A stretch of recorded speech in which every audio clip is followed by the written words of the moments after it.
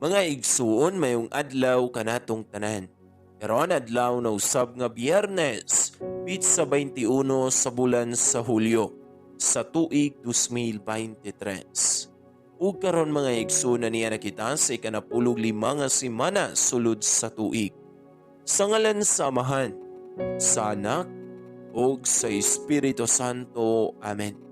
Ang Ebanghelyo kinutlo gikan sa basahon sumala ni San Mateo, Kapitulo 12, versikulo 1 ngadto sa 8. Usa niya na kaadlawng igpapahulay, naglakaw si Jesus agi sa kaumahan sa trigo. Ang iyang mga tinun-an gigutom. Pusa nangutlo silag mga uhay sa trigo ug nangukit niini. Sa pagakita niini sa mga Pariseo, miingon sila kang Jesus, "Tan-awa ra, supak sa atong balaod nga ang imong mga tinun-an naghimo niini sa adlawng igpapahulay." Si Jesus mitubag, "Wala ba day kamo makabasa sa gibuhat ni David sa dihang gigutom siya ug ang iyang mga kauban?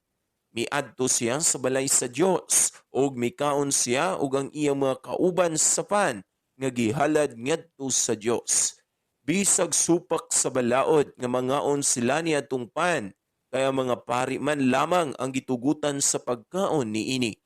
O wala ba day kamo makabasa sa balaod ni Moises nga sa matag adlawng igpapahulay ang mga pari sulod sa templo naglapas man sa balaod sa adlawng igpapahulay, apan wala sila makasala.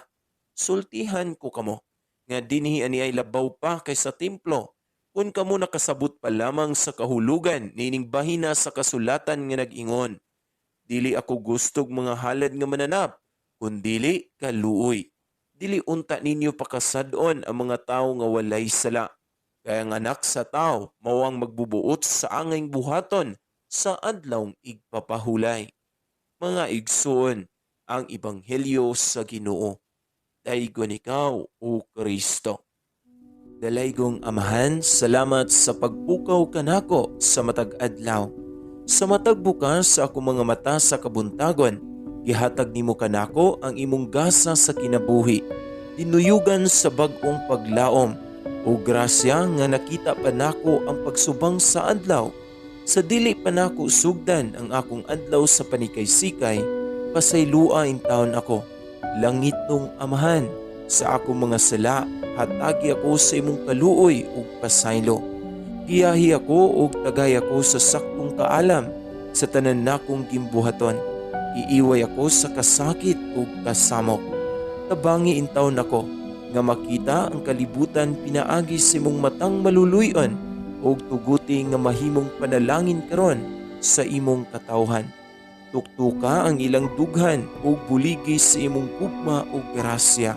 Sa ngalan ni Jesus, akong giampo ang tanan. Amen.